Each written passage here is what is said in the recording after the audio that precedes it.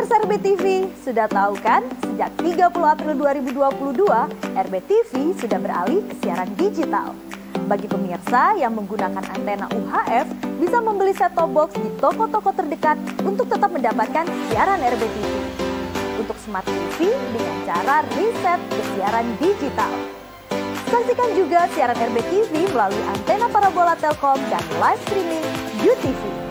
RBTV semakin camkoha.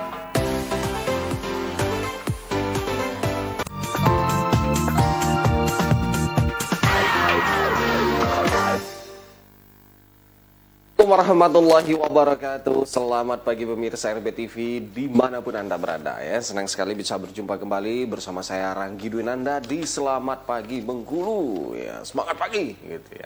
Ya pemirsa, semoga semuanya dalam keadaan sehat ya. Yang sedang kurang sehat segera sehat, saya doakan ya. Apalagi keadaan cuaca ya. Ini kemarin sepertinya seharian tuh hujan gitu ya. Walaupun ada jeda-jeda sedikit ya hujan lagi, jeda hujan lagi. Ya yang penting kita harus jaga kesehatan ya, tetap olahraga sebisa mungkin kalau lagi hujan pun gitu ya. Kemudian makannya dijaga, tambahkan vitamin, suplemen pokoknya untuk menjaga kesehatan. Iya. Dan seperti biasa, pemirsa, Selamat Pagi Bengkulu akan hadir menemani pagi Anda ya. Pagi ini cukup mendung-mendung juga begitu ya. Ya.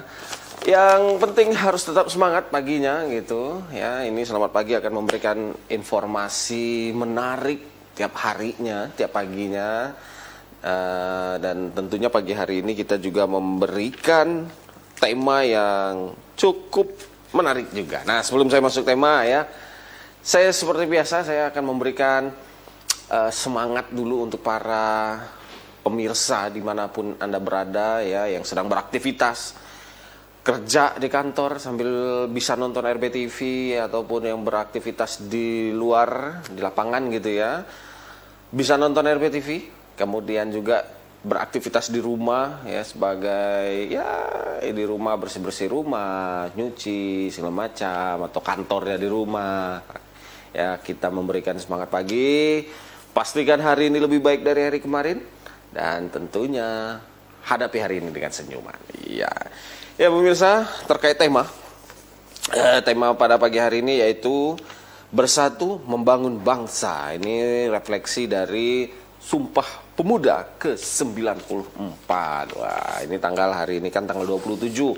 Besok itu tanggal 28 Oktober ya. Kita tahu 94 tahun yang lalu, wah gitu ya, 94 tahun yang lalu berarti 28 Oktober 1928 itu para pemuda se-Indonesia gitu. Nah dulunya kan para pemuda ini masing-masing, ada pemuda Sumatera, ada pemuda Jawa, pemuda Kalimantan, Sulawesi dan segala macam, ini masing-masing gitu ya. Tanggal 28 para pemuda ini bersatu menyatukan visinya ya, akhirnya terbentuklah Sumpah Pemuda. Nah gitu ya, menyatukan apa? Mereka menyatukan bahwasanya bertumpah darah yang satu gitu ya, tanah air Indonesia. Nah jadi akhirnya mereka bersumpah bertanah airnya tuh sama gitu ya, tidak ada lagi Sumatera, Jawa, Borneo atau segala macam, akhirnya menjadi satu yaitu tanah air Indonesia. Kemudian sumpah yang kedua yaitu berbangsa, satu bangsa Indonesia. Jadi mereka sudah menyatakan bangsanya satu aja lah, udah bangsa Indonesia gitu ya. Terakhir berbahasa satu, bahasa Indonesia. Ini bahasa ini akhirnya menyatukan seluruh suku-suku se-Indonesia. Wah, gitu ya. Jadi sangat apa ya?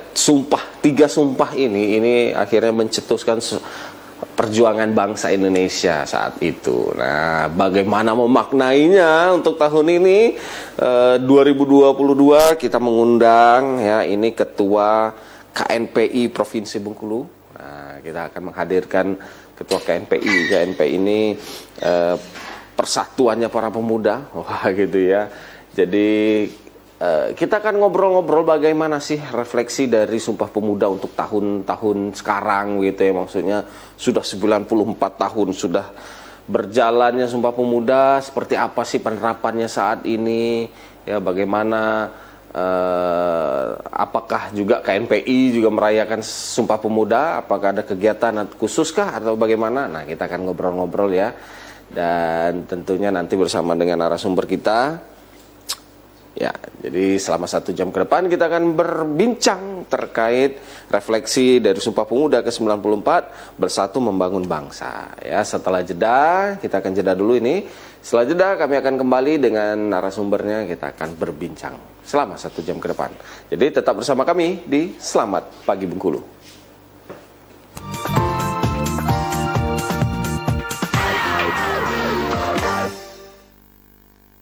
Assalamualaikum warahmatullahi wabarakatuh.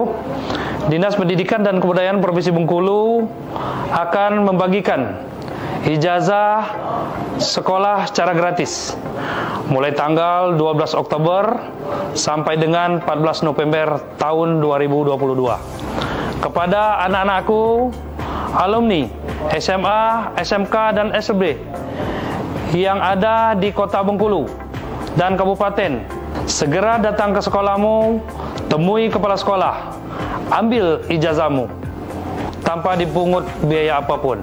Ingat anak-anakku, ijazahmu adalah masa depanmu. Demikian, wassalamualaikum warahmatullahi wabarakatuh.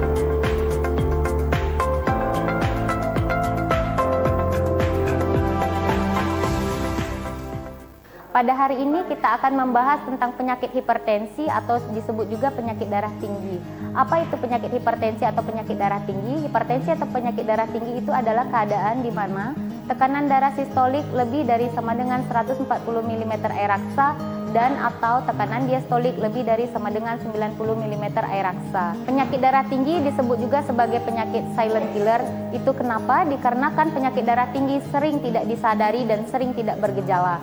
Salah satu tanda dan gejala dari penyakit darah tinggi atau hipertensi yaitu seperti pandangan kabur, nyeri kepala, pusing, dan atau dengan disertai nyeri dada. Komplikasi dari penyakit darah tinggi yaitu gangguan pada otak, gangguan pada jantung, gangguan pada saraf, gangguan pada pembuluh darah tepi, dan juga dapat menyebabkan gangguan pada mata atau retina mata. Untuk angka penyakit hipertensi di Indonesia sendiri, yaitu 1/3 populasi dewasa mengalami penyakit hipertensi dan sering tidak disadari. Untuk di Indonesia sendiri, angka penyakit hipertensi yaitu 1/3 penduduk dewasa mengalami hipertensi dan sering tidak disadari. Apa saja penyebab-penyebab dari penyakit hipertensi itu sendiri? Yaitu ada 2, yaitu faktor yang dapat diubah dan faktor yang tidak dapat diubah. Untuk faktor yang tidak dapat diubah itu seperti jenis kelamin, umur, dan juga genetik atau keturunan. Sedangkan faktor yang dapat diubah itu pola hidup atau gaya hidup. Bagaimana cara mencegah penyakit hipertensi? Cara mencegah penyakit hipertensi dapat disingkat dengan patuh, yaitu P pertama adalah periksa tekanan darah secara teratur dan berkala. Kemudian A-nya adalah atasi penyakit hipertensi dengan minum obat secara teratur. T-nya adalah tetap gizi seimbang, kurangi makanan yang tinggi garam, makanan asin dan berlemak. Kemudian U-nya upayakan olahraga secara teratur, hanya hindari konsumsi alkohol, rokok, dan zat-zat karsinogenik. Bila ditemukan tekanan darah tinggi, maka disarankan untuk datang ke fasilitas kesehatan terdekat untuk mendapatkan penanganan dan pengobatan lebih lanjut. Semoga bermanfaat. Wassalamualaikum warahmatullahi wabarakatuh.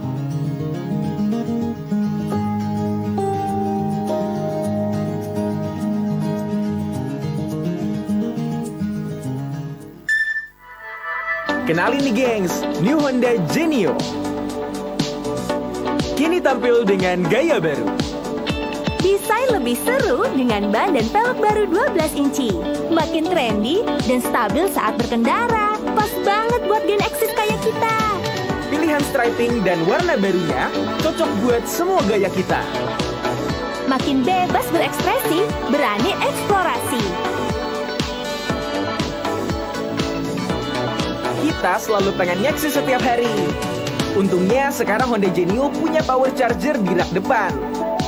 Jadi bisa gampang update di mana aja. Dan ada lampu depan LED kekinian yang buat kita jadi pusat perhatian. Terus, kita suka banget ekspor tempat hits. Ditemani mesin generasi baru 110cc ESP yang irit dan responsif. Juga rangka e-Save yang ringan, bikin lincah dan gesit. Kita tahu kita emang banyak mau. Makanya Honda Genio hadir dengan bagasi luas hingga 14 liter. Plus, bisa tambah stylish dengan aparel dan Honda Genuine Accessories. Eksplor banyak keseruan Dan berani tampil beda bareng New Honda Genio.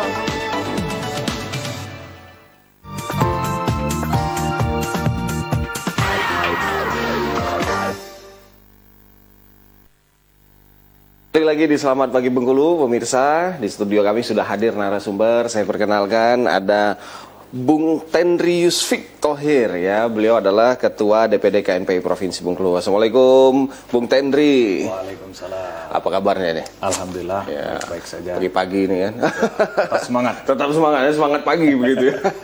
Baik ya pemirsa dan Bung Tendri, ini kita membahas terkait bersatu membangun bangsa. Ini refleksi dari HUT Sumpah Pemuda ke-94. Nah ini Bung Tendri, kita dunia pemuda begitu ya. Ya. Apalagi KNPI juga kental sekali terkait pemuda. Nah ini terkait Sumpah Pemuda, saya ingin tanya dulu nih, kalau menurut Bung Tendri sendiri Sumpah Pemuda itu seperti apa sih begitu ya?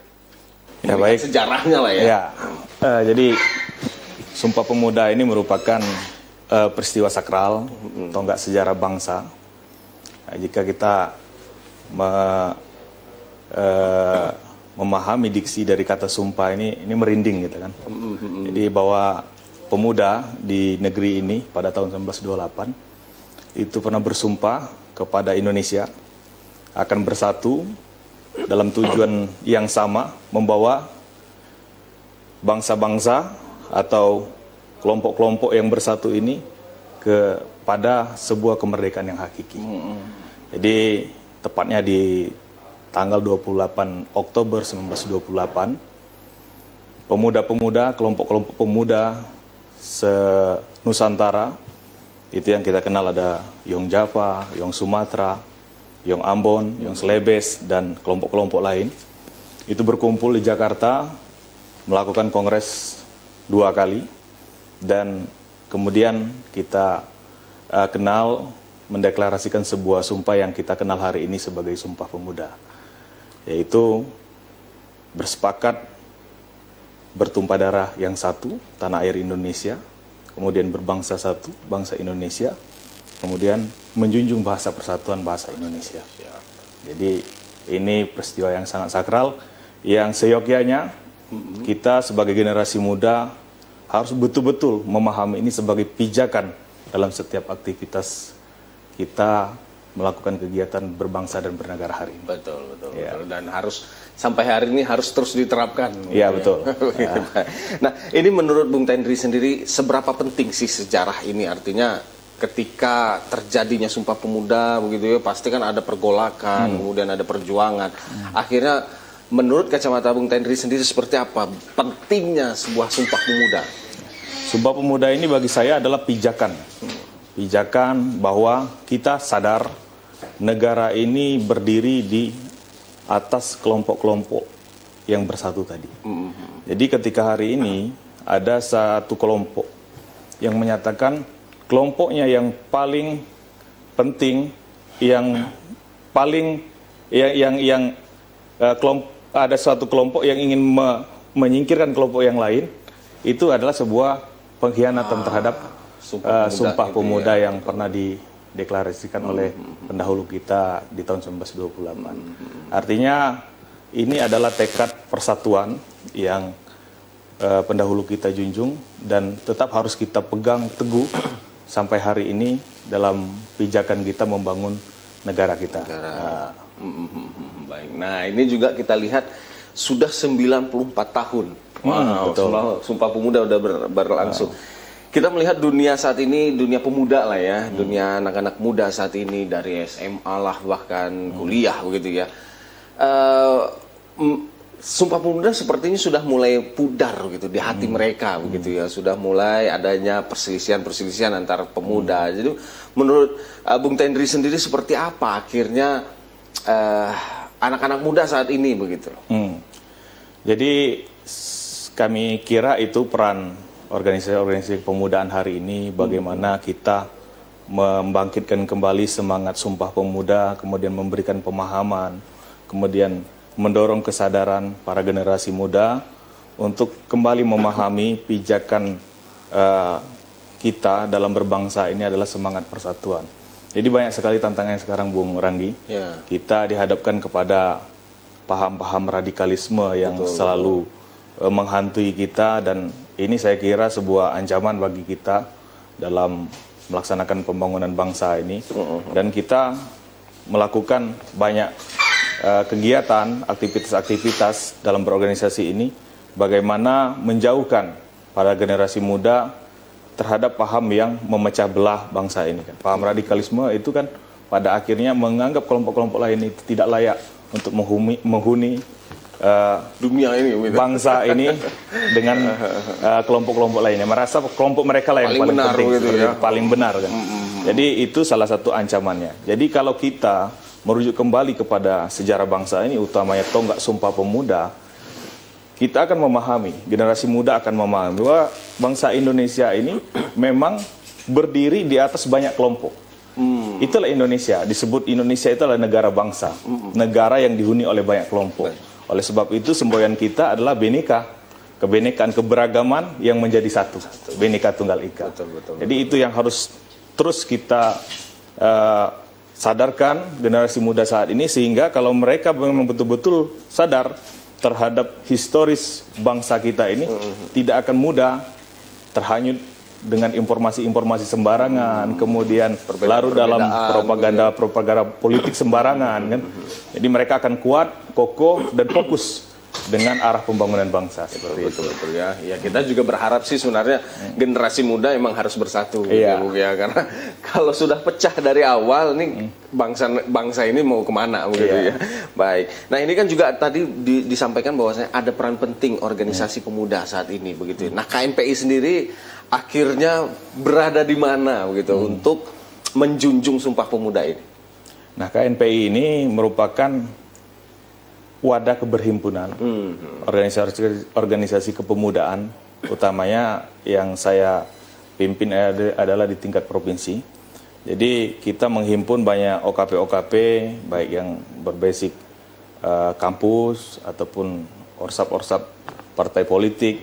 Jadi ini kita selalu memberikan pemahaman tentang arti penting persatuan, sebagaimana yang ditegaskan, dikokohkan dalam semangat Sumpah Pemuda itu, mulai dari proses kegiatan-kegiatan yang dilakukan oleh OKP itu kita selalu mendorong. Pertama, yang paling ditekankan dalam rangka rekrutmen anggota-anggota baru di organisasi kepemudaan itu, termasuk juga yang kita adopsi ketika kita mengikuti pelatihan-pelatihan leadership di semua tingkatan, itu materi awal yang disampaikan itu adalah bagaimana mengukuhkan pemahaman kita tentang wawasan kebangsaan. Jadi wawasan kebangsaan itu adalah hal pertama yang harus dimiliki oleh kader-kader di organisasi kepemudaan, termasuk juga di KNPI, termasuk juga calon-calon pimpinan di negeri ini kan. Makanya materi awal setiap kita mengikuti pelatihan itu adalah wawasan kebangsaan. Itu Bung Ranggi. Akhirnya di sanalah kita menanamkan materi begitulah ya terkait Sumpah Pemuda juga begitu maksudnya ya. Baik. Nah, ini juga KNPI untuk tahun ini menggelar kegiatan atau seperti apa untuk peringatan Sumpah Pemuda? Jadi kalau kita sendiri merupakan organisasi yang bergerak kepada kepemudaan. Oleh sebab itu program kita semuanya tentu berkaitan dengan kepemudaan. Nah, selama 3 tahun periode kepemimpinan saya, kita menyusun banyak program yang berkaitan dengan kepemudaan ini. Ini merupakan Hari Sumpah Pemuda yang setiap tahun hanya 1 hari kita peringati. Namun bagi kita Hari Sumpah Pemuda ini sepanjang hari. Nah, dalam puncak peringatan Sumpah Pemuda ini sendiri, kita melakukan banyak kegiatan-kegiatan bersama pemuda-pemuda. Ya, mungkin ada kegiatan yang berkaitan dengan olahraga, di mana kan pemuda-pemuda ini menyukai hal-hal yang berbau olahraga dan seni. Jadi di kegiatan-kegiatan itu kita mencoba memasukkan pemahaman-pemahaman tentang persatuan, semangat-semangat kesumpah pemudaan, dan mungkin dalam waktu dekat, dalam rangka puncak peringatan Hari Sumpah Pemuda ini, kita melonsing sebuah inkubator kewirausahaan bekerja sama dengan Universitas Bengkulu, Prodi Manajemen dan Informatika, itu bertempat di Tanah Pata, mengajak pemuda-pemuda untuk berpikir lebih produktif, jadi dalam membangun bangsa ini. Jadi kita arahkan bagaimana inkubator kewirausahaan ini menjadi tempat berkumpul para pemuda membahas hal-hal yang lebih produktif dalam rangka menyikapi tantangan pembangunan bangsa ke depan. Seperti itu. Salah satunya. Kemudian saya juga mulai dari hari ini nanti akan melakukan roadshow keliling provinsi dalam rangka Sumpah Pemuda ini, dimulai dari Kabupaten Kepayang nanti. Kemudian siang nanti akan di Rejang Lebong, kemudian ke Lebong, kemudian nanti juga akan disusul ke kabupaten-kabupaten lainnya. Dalam rangka memeriahkan, kembali mengenang semangat Hari Sumpah Pemuda ini dengan kawan-kawan seprovinsi Bengkulu. Ada juga kegiatan futsal bersama Satgas Anti Narkoba Sekolah yang saat ini sedang berjalan. Oh, hari ini sudah berjalan? Sedang berjalan, kemarin pembukaan. Oh, dalam rangka Sumpah Pemuda. Iya. Jadi memang harus kita gaungkan peringatan Sumpah Pemuda ini agar generasi muda kita kembali mengingat. Kemudian yang belum begitu tahu, dia akan mencari tahu. Ini gaung seperti ini memang ada apa dengan Sumpah Pemuda, seperti itu yang kita inginkan. Jadi ada rasa ingin tahu remaja-remaja, anak-anak kan, Sumpah Pemuda itu apa sih? Akhirnya gitu. mempelajari lagi sejarahnya. Akhirnya mempelajari lagi sejarah. Oh, rupanya inilah atau enggak terpenting dari berdirinya sebuah entitas baru yang bernama Indonesia ini. Jadi Diharapkan begitu. ya kita harapkan seperti itu. Baik. Nah untuk tapi tidak ada mengadakan upacara gitu ya? Upacara itu kita arahkan. Sumpah Pemuda kan setiap tahunnya memang dilakukan upacara oleh pemerintah. Nanti bersama-sama pemerintah kita melakukan peringatan upacara Hari Sumpah Pemuda di tempat yang ditentukan oleh pemerintah. Kalau di Bengkulu sendiri itu mungkin bisa di gedung daerah atau di kantor gubernur. Nanti langsung bergabung. Langsung bergabung. Ya. Tidak mengadakan upacara sendiri maksud saya. Oh, ini kalau acara sendiri itu berupa peringatan mungkin potong tumpeng, gitu aja. Peringatan internal KNPI bersama OKP-OKP. Juga gitu ya. Oke. Nah ini tema nasional ya, peringatan tahun ini adalah Bersatu Bangun Bangsa. Nah ini seperti apa menurut Bung Tengri sendiri tema ini? Tema ini sangat tepat saya kira kan, karena memang hari ini seperti yang saya sampaikan tadi, kita menghadapi banyak ancaman-ancaman perpecahan. Maka dari itu tema ini mengingatkan kita kembali bahwa bangsa kita hari ini dihadapkan oleh begitu banyak tantangan. Maka kita singkirkan semua ancaman itu, ancaman-ancaman perpecahan itu seperti radikalisme, kemudian hoax, kemudian propaganda-propaganda politik. Jadi kita hilangkan itu, mari kita bersama-sama menyadari bahwa bangsa kita pada hari ini memiliki tantangan yang sangat besar. Terutama yang akhir-akhir ini menjadi diskusi hangat di berbagai sudut Republik ini, Bung Ranggi, yaitu adalah adanya bonus demografi yang akan kita miliki. Bonus demografi ini bisa menjadi sebuah tantangan, peluang, bisa juga menjadi sebuah ancaman bagi kita.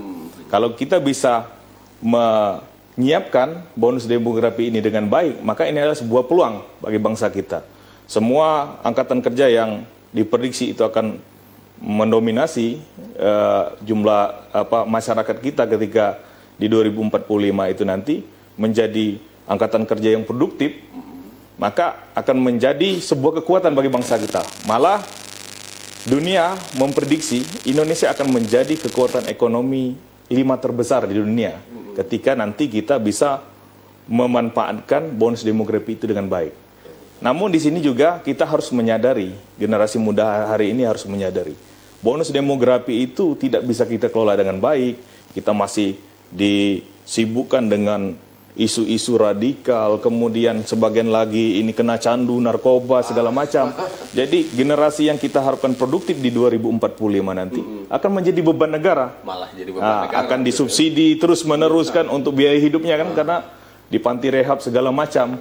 Jadi kita harapkan bangsa yang produktif di 2045 malah menjadi bangsa yang terpuruk. Jadi ini tantangan begitu besar, kita harus bersama-sama membangun kesadaran politik, kesadaran bersama, kesadaran kolektif untuk menghadapi bonus demografi di 2045 Indonesia Emas mendatang. Seperti itu. Ya. Tapi menurut Bung Tendri sendiri, apa yang sebaiknya dilakukan gitu ya? Artinya untuk mempersiapkan kita menuju 2045 ini gitu. Seperti apa? Jadi itu tadi kita bersama-sama menyepakati bahwa mengidentifikasi, menginventarisir apa saja ancaman-ancaman yang sedang kita hadapi saat ini. Ya. Pertama, yang sangat fokus KNPI lakukan, bekerja sama dengan BNPT, bekerja sama dengan Densus 88, pernah kita melaksanakan diskusi-diskusi di perguruan-perguruan tinggi. Kita menyepakati bahwa ancaman kita hari ini itu adalah radikalisme. Kemudian kita juga menyadari ancaman kita hari ini adalah penyalahgunaan narkoba tadi. Kemudian dan ancaman-ancaman lain termasuk juga penyebaran informasi hoax, bagaimana kita membentengi generasi muda kita terhadap penyebaran informasi yang tidak bertanggung jawab, yang sembarangan. Kadang-kadang generasi muda kita yang belum paham sering terhasut, sering hanyut dalam mengikut pengaruh negatif yang disebarkan oleh informasi-informasi itu. Maka kita bekerja sama dengan lembaga-lembaga pemerintah ataupun non-pemerintah yang concern terhadap ancaman-ancaman tadi. Kita melakukan diskusi dengan para pemuda hampir setiap hari dalam kegiatan-kegiatan KNPI ini. Kita melakukan kegiatan-kegiatan yang seperti itu. Kemudian juga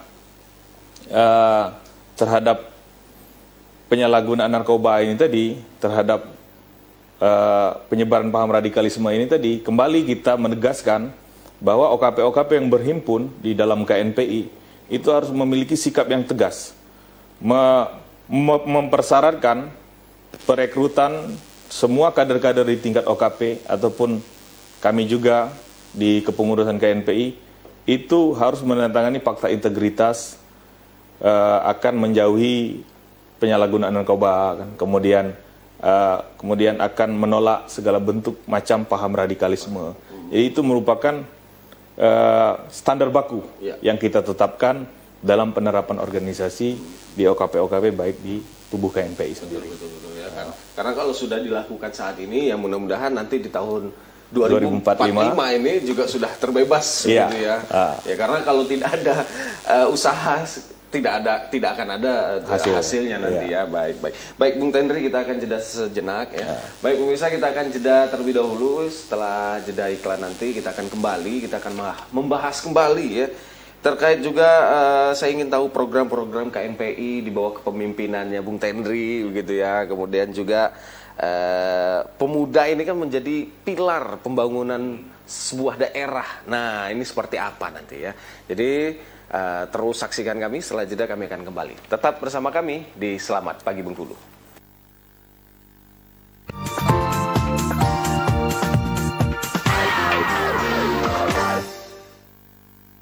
Assalamualaikum warahmatullahi wabarakatuh.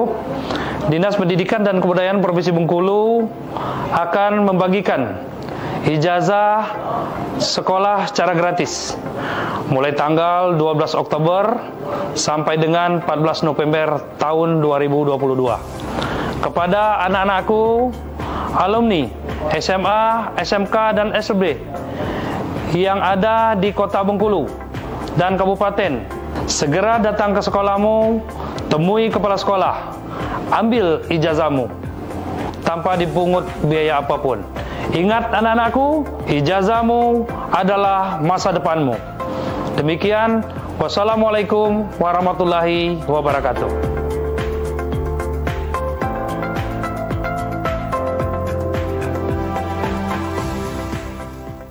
Pada hari ini kita akan membahas tentang penyakit hipertensi atau disebut juga penyakit darah tinggi.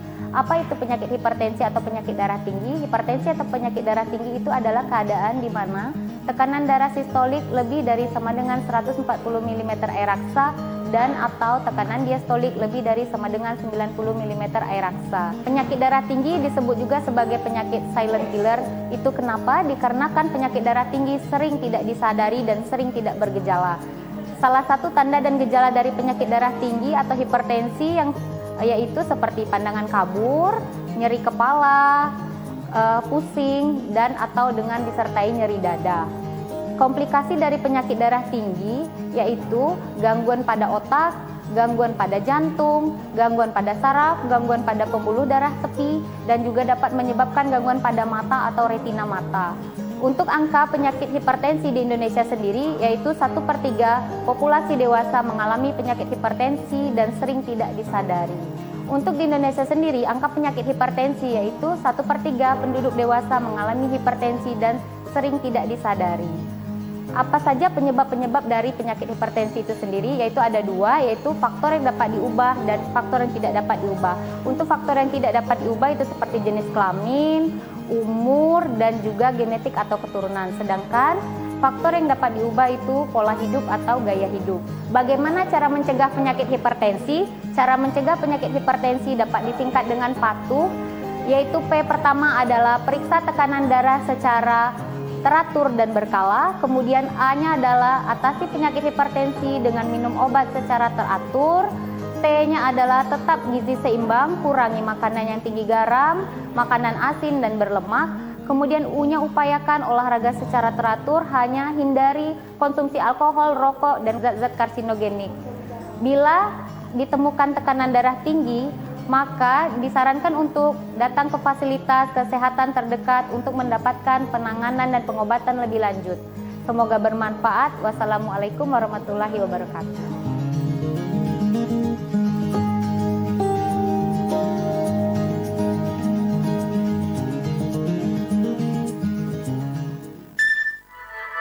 Kenalin nih gengs, New Honda Genio. Kini tampil dengan gaya baru. Desain lebih seru dengan ban dan velg baru 12 inci. Makin trendy dan stabil saat berkendara. Pas banget buat Gen Xis kayak kita. Pilihan striping dan warna barunya cocok buat semua gaya kita. Makin bebas berekspresi, berani eksplorasi. Kita selalu pengen nyeksi setiap hari. Untungnya sekarang Honda Genio punya power charger di rak depan. Jadi bisa gampang update di mana aja. Dan ada lampu depan LED kekinian yang buat kita jadi pusat perhatian. Terus, kita suka banget ekspor tempat hits. Ditemani mesin generasi baru 110 cc ESP yang irit dan responsif. Juga rangka e-save yang ringan, bikin lincah dan gesit. Kita tahu kita emang banyak mau. Makanya Honda Genio hadir dengan bagasi luas hingga 14 liter. Plus bisa tambah stylish dengan aparel dan Honda Genuine Accessories. Eksplor banyak keseruan Dan berani tampil beda bareng New Honda Genio.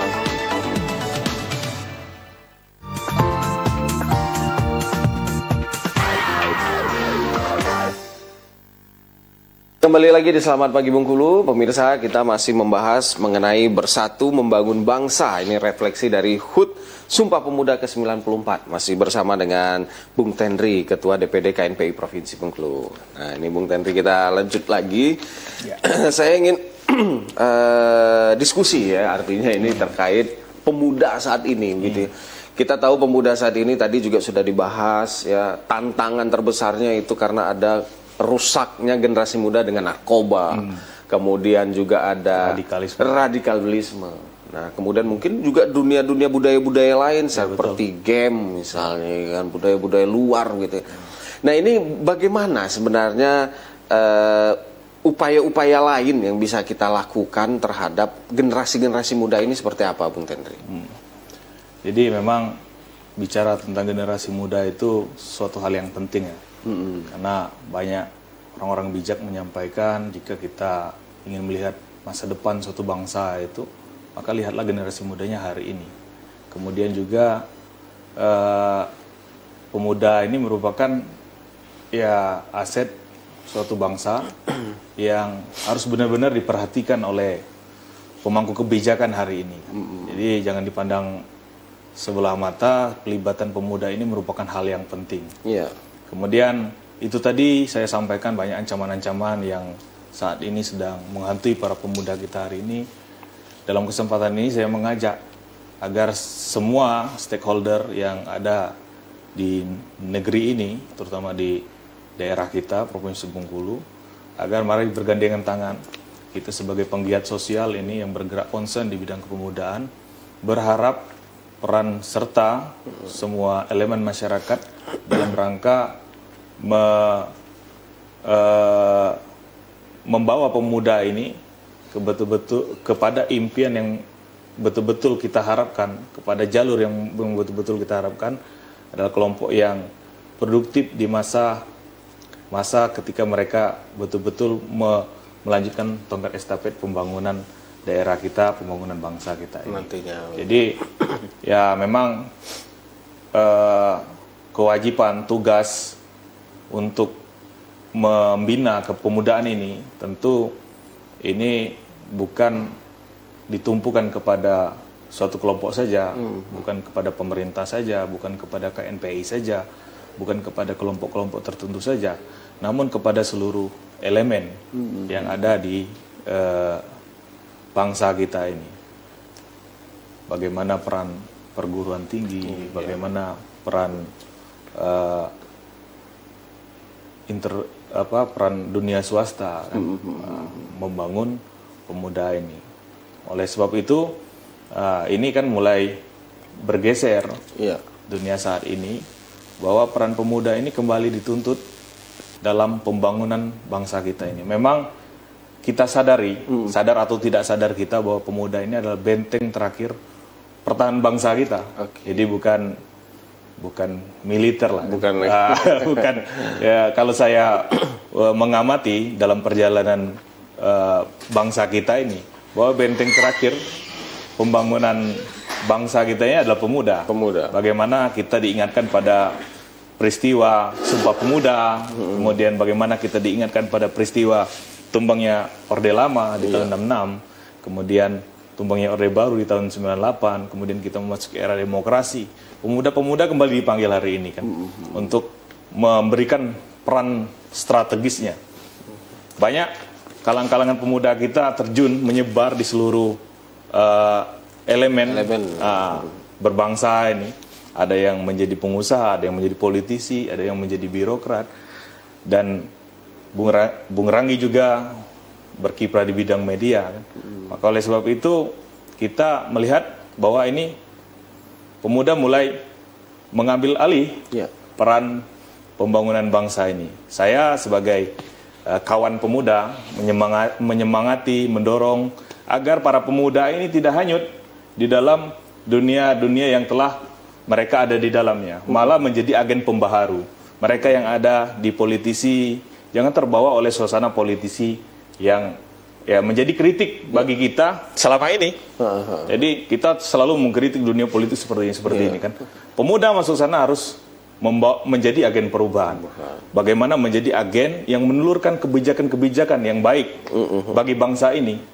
Jadi membuat kebijakan-kebijakan yang berpihak kepada masyarakat. Kemudian kawan-kawan yang saat ini, kawan-kawan pemuda yang saat ini ada di dunia birokrat, termasuk juga kepala daerah mungkin, bagaimana mengimplementasikan kebijakan-kebijakan itu sesuai dengan ya tujuan kebijakan itu dibuat. Jadi banyak birokrat hari ini dari kalangan pemuda. Iya, betul. Pejabat di tingkat eselon 2, eselon 3 itu orang-orang yang umurnya 40 tahun ke bawah. Betul. Ini hari ini biasa-biasa saja Bung Ranggi ya. Kita lihat kawan-kawan pemuda kita mendorong. Tapi kita berharap semangat pemuda itu jangan luntur. Betul. Mereka harus menjadi pembaharu di sana. Jadi aspirasi kawan-kawan di luar ini ya mereka betul-betul terapkan sebagai kader pemuda yang ada di dalam sana. kemudian yang menjadi entrepreneur, memiliki industri, bergerak di bidang kewirausahaan, bagaimana menciptakan produk yang ramah lingkungan. Misalkan kita selama ini selalu mengkritik isu lingkungan agar lingkungan ini bisa tetap dinikmati oleh generasi mendatang. Jadi bagaimana produk-produk kita itu tidak mencemari lingkungan, tidak ramah lingkungan lah, menggunakan bahan-bahan yang bukan berasal dari penebangan pohon, misalkan bukan bahan-bahan yang dari kulit-kulit binatang seperti itu kan. Jadi termasuk limbahnya gitu. Termasuk limbahnya. Jadi kita menginginkan para pemuda ini betul-betul yang saat ini sudah terlibat dalam dalam lembaga-lembaga yang terlibat langsung dalam pembangunan negara ini, itu betul-betul menunjukkan peran aktifnya kan sebagai pemuda. Dan tentu kepada kawan-kawan pemuda yang telah berada di posisi-posisi itu tadi, kembali lihat, mari kita bergandengan tangan bahwa masih ada adik-adik kita, teman-teman kita yang saat ini masih belum mendapatkan arah. Nah, itu dia. Bagaimana dia ini membawa dirinya ke depan dalam rangka mempersiapkan Indonesia Emas di 2045. Nah, itu kita berharap, kita meminta kawan-kawan kita tersebut berperan aktif, berkontribusi aktif. Bagaimana pemuda hari ini bergandengan tangan yang masih terpisah jauh dengan kita, terpisah jauh, belum memiliki tujuan, belum sadar bahwa kita ini akan menghadapi sebuah masa tantangan global yang begitu besar kan. Kemudian ancaman-ancaman yang menghantui kita tadi, kita rangkul mereka. Mari kita kembali ke tujuan bersama-sama kita mencapai tujuan itu, Bung Ranggi. Baik. Wah, ini artinya begini ya, 2045 ini kan menjadi satu titik ya, di mana itu tadi ada sebuah peluang, namun juga ada sebuah ancaman besar ini ya, kalau tidak disiapkan dengan baik. Nah, ini artinya begini, Bung. Anak-anak generasi pemuda gitu ya, misal kalau seperti kita kan sudah tentu nih arahnya begini-gini. Nah, yang disebut yang belum punya arah ini tadi, bagaimana ingin kita menyentuhnya begitu ya? Apakah nanti misalnya dari segi pemerintah membuatkan sebuah pelatihan mungkin untuk mereka, sosialisasi, atau apa yang bisa disarankan untuk dari Bung sendiri untuk pemerintah ataupun untuk organisasi-organisasi supaya menyentuh anak-anak generasi yang belum tahu arah ini begitu? Seperti apa, Bung? Jadi pertama, tentu semua itu kembali lagi nanti dengan kebijakan-kebijakan yang dibuat oleh pemerintah. Kalau dalam porsi-porsi, dalam hal-hal yang lain, itu sudah mendapatkan porsi-porsi yang jelas nih, Bung. Seperti pendidikan, kebijakannya harus 20% dari anggaran APBN kita, kan kesehatan seperti itu juga kan.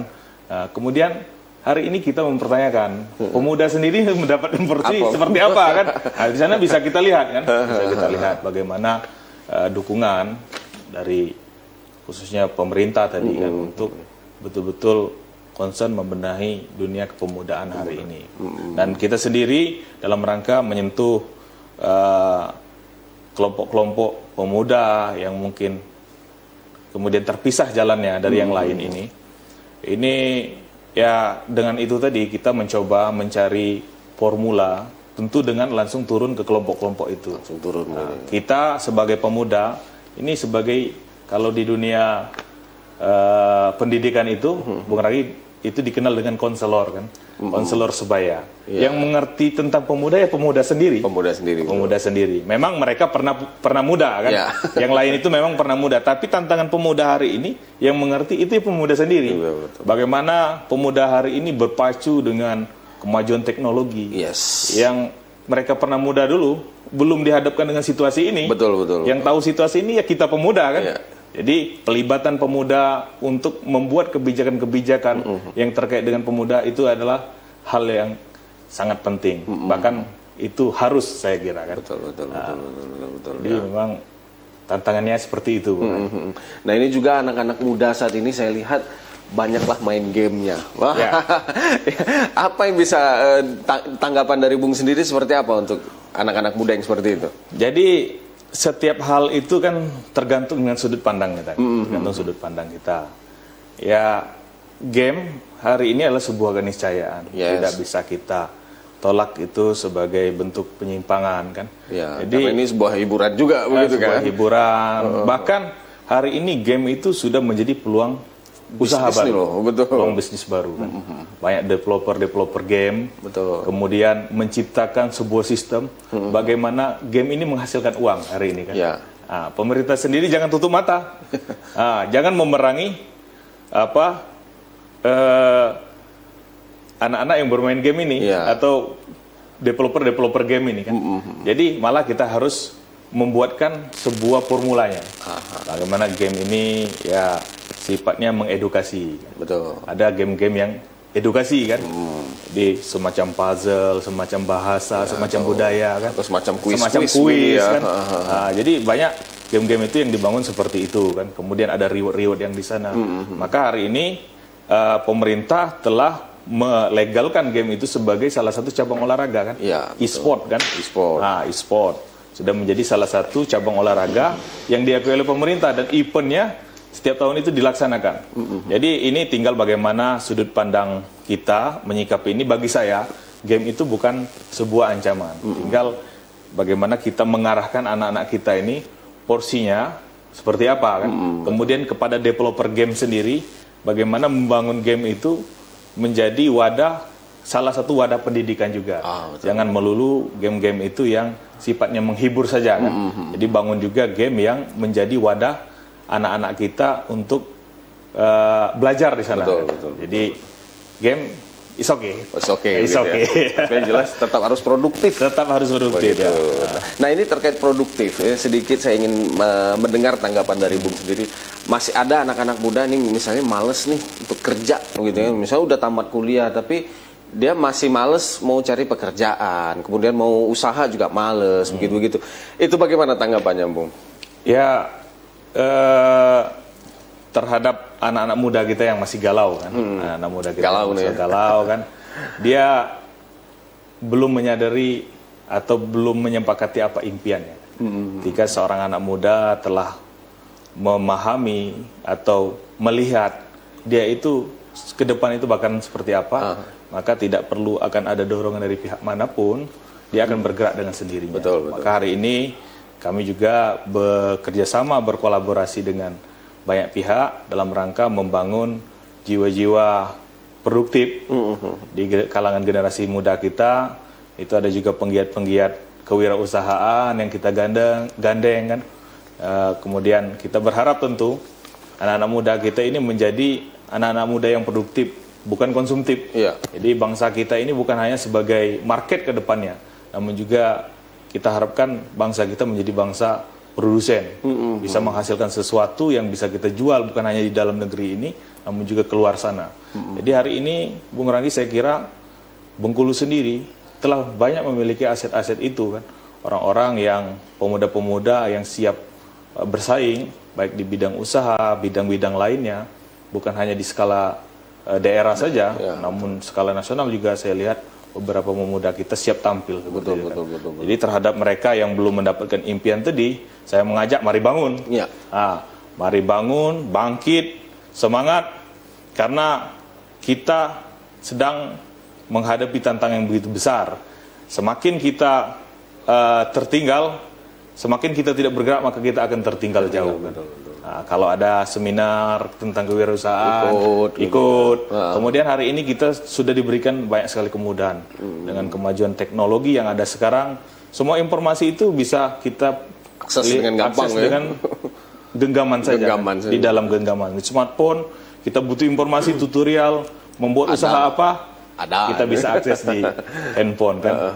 Jadi kita sudah banyak kemudahan, tinggal bagaimana will ataupun kemauan dari masing-masing pemuda kita kan. Jadi jangan takut mencoba, karena pemuda itu identik dengan mencoba kan. Iya. Memang kita tidak memiliki pengalaman, tapi kita menawarkan masa depan. Betul. Jadi coba saja kan. Kalau ada ide, pikiran, coba. Cobain. Gagal, tidak masalah. Lagi, kan? Seperti kita dulu ketika tamat SMA, kita melamar masuk sana sini masuk Akpol, ada yang macam-macam kan. Tidak semuanya berhasil, hanya Betul, sedikit betul. saja yang berhasil. Tapi dari pengalaman itulah kita menjadi seorang Bung Ranggi yang sekarang kan. Dan kawan-kawan kita yang tangguh sekarang kan. betul, Jadi lebih banyak gagal, lebih banyak pengalaman, lebih tangguh. Betul. Kita menghadapi setiap permasalahan yang ada. Betul sekali ya. Jadi saya sedikit mengingat ini jadinya begitu ya. Artinya betul juga ya. Artinya kita ini pemuda ini identik dengan masa mencoba ya. Masa mencoba. Jadi mencoba ini gagal, coba yang lain gitu ya. Coba ini lain gagal, coba lagi yang lain. Akhirnya menemukan titik jalan yang sesuai dan pas untuk kita gitu ya. Jadi memang pemuda itu identik dengan semangat. Maka hari ini kita menyadari Bung Karno pernah mengatakan bahwa kan dia butuh cuma 10 pemuda saja untuk menggoyangkan dunia kan? Ya, betul. Karena itu tadi pemuda itu kalau sudah semangat ya tidak ada apapun yang bisa menghalanginya. Betul. Kadang hujan, kadang petir, tetap hajar dia lewat di sana kan. betul. Ya, satu hal yang jangan dicoba itu cuma narkoba. Narkoba itu jangan pernah jauhi ya. Cukuplah kita melihat korban-korban betul yang ada terhadap penyalahgunaan narkoba. Betul sekali. Nah ini juga satu lagi, pemuda ini kan kalau ada tergabung di dalam satu organisasi begitu, akhirnya dicap, ini nanti akan menjadi kritis bagi pemerintah. Itu saja tuh pandangan sebagian orang gitu ya. Nah apakah menurut Bung Tendri sendiri, pemuda ketika dicap hanya sebagai kritis dari sebuah pembangunan gitu ya, tepat atau sebenarnya ada hal lain? Bagaimana komentar? Pemuda itu khususnya KNPI ya, KNPI dan OKP-OKP lain itu merupakan mitra strategis pemerintah. Namanya mitra ini sejajar, kita bukan perangkat pemerintah kan. Jadi kita mitra strategis, hal-hal yang ya kita rasa tepat maka kita akan dukung. Kemudian hal-hal yang kita nilai itu kurang tepat gitu ya, kita akan sampaikan kritikan. Itu kritikan ini yang sifatnya membangun, sifatnya memberikan solusi lah kan. Jadi kita memang dituntut kritis, dan di kepemudaan ini juga, di dalam organisasi ini juga kita dilatih untuk jangan alergi dengan kritik. Karena kritik itulah yang akan membuat kita lebih baik di masa-masa yang akan datang. Malah pujian-pujian, puja-puji itulah yang akan menghanyutkan kita, dan kita akan berada di zona nyaman. Kemudian kita akan dihadapkan pada permasalahan yang pada akhirnya kita sendiri tidak mampu untuk menyelesaikannya. Kalau pemuda sudah melewati dinamika organisasi dengan paripurna, mereka mengikuti pengkaderan di organisasi-organisasi. Saya kira terhadap kritikan-kritikan itu mereka akan secara luas menerima. Begitupun juga ketika nanti mereka pada lembaga-lembaga yang saya sebutkan tadi, di pemerintah, kemudian di legislatif, ada adik-adiknya ini yang kemudian mengkritik, mereka itu anggap sebagai masukan, hal-hal yang malah lebih membangun mereka, malah senang. Tapi kadang-kadang masyarakat di luar menganggap ini adalah hal yang kurang produktif, padahal itu punya porsi tertentu juga. Tidak hari-hari kita ini disibukkan dengan kritik pemerintah terus. Di lain sisi kita kadang-kadang bergandengan dengan pemerintah bagaimana merealisasikan, mengimplementasikan sebuah kebijakan yang berpihak kepada masyarakat. Kadang-kadang pemerintah memang butuh organisasi-organisasi yang mengawasi ini tadi. Pemerintah membuat kebijakan, namun di tataran implementasinya itu kadang-kadang ada oknum-oknum yang melakukan penyimpangan. Ini tidak diketahui oleh pengambil kebijakan. Nah, maka dari itu di sini kita mengambil peran, menjadi kontrol pelaksanaan kebijakan-kebijakan yang telah ditetapkan pemerintah, seperti mungkin pembagian bansos mungkin kan, target-target yang ditetapkan oleh pemerintah ini mereka yang miskin. Kemudian kita melihat di sana ada yang tidak miskin mendapatkan bantuan, kita sampaikan ke pemerintah bahwa kebijakan, implementasi kebijakan yang sedang dilaksanakan pemerintah itu tidak tepat sasaran. Buktinya kami temukan ada kelompok masyarakat tertentu yang bukan menjadi sasaran dari kebijakan itu. Pemerintah malah berterima kasih. Mereka selama ini nggak pernah tahu, nggak terlihat sama mereka. Malah kita yang dapat melihatnya. Artinya kan itu semua untuk kebaikan bersama, kebaikan pembangunan bangsa ini. Betul ya. Jadi tidak semata-mata hanya kritik aja gitu ya isinya ya. Baik. Nah, ini tentang KNPI. Ini Bung Tenri sendiri sudah menjabat berapa tahun? Setengah tahun. Setengah tahun baru. Setengah tahun. Baru setengah tahun. Nah, artinya 3 tahun ya periode? 3 tahun. 3 tahun. Nah, program apa saja yang sudah disusun untuk 3 tahun ini? 3 tahun ini secara garis besar kita itu mencanangkan ya pemuda melek digital yang seperti itu kan, pemuda, kemudian ya semua tentang bagaimana kita membawa pemuda ini kepada pemuda-pemuda yang produktif lah kan. Jadi hari ini kita berpacu dengan kemajuan teknologi, bagaimana kita mendorong para pemuda ini juga bukan hanya menjadi penonton, menikmati dari berbagai bentuk layanan-layanan teknologi ini, namun kita bisa terjun juga di sana menjadi pemain. Jadi oleh sebab itu hari ini kita tidak hanya disibukkan dengan diskusi-diskusi tentang politik dan pemerintahan saja, namun saya juga mendorong bagaimana pemuda-pemuda ini juga melirik sektor-sektor lain seperti entrepreneurship kan, kemudian bagaimana kemajuan era digital ini kita menjadi pemain di dalam kemajuan teknologi ini kan. Jadi oleh sebab itu saya juga banyak melakukan seminar-seminar yang berkaitan dengan digitalisasi tadi, kemudian juga terkait dengan entrepreneurship tadi. Selain seminar-seminar menggali di kebangsaan kan? Kemudian mengevaluasi kebijakan, memberikan masukan kebijakan kepada pemerintah tadi. Oke, jadi programnya areanya situ ya. Areanya situ kan. Jadi kita memang ini dalam masa konsolidasi organisasi. Saya bagaimana mengaktifkan tatanan organisasi di tingkat kabupaten, kota kan. Ada 10 kabupaten kan. Jadi yang kita kembali konsolidasikan agar dibentuk KNPI-KNPI-nya. Sejauh ini itu tinggal 2 lagi KNPI yang belum terbentuk, belum dilakukan perpindahan kepengurusan, yaitu Muko-Muko dan Utara. Nah, yang lain-lain sudah kan. Dan kepada kabupaten-kabupaten kota yang telah dilantik, telah dibentuk kepengurusan KNPI-nya, kita juga mendorong mereka juga membentuk di tiap-tiap kecamatan. Jadi KNPI ini nanti jika membuat sebuah program, maka program itu akan tembus langsung ke kecamatan. Selain juga kita dibantu oleh OKP-OKP yang berhimpun, itu juga mempunyai hierarki sampai ke bawah. Jadi OKP yang ada di tingkat provinsi juga mereka mempunyai cabang-cabang di tingkat kabupaten kota. Jadi memang ini organisasi strategis, organisasi besar apabila memang program-program yang dibuat itu jalan. Dibuat jalan, memang ada programnya maksudnya kan.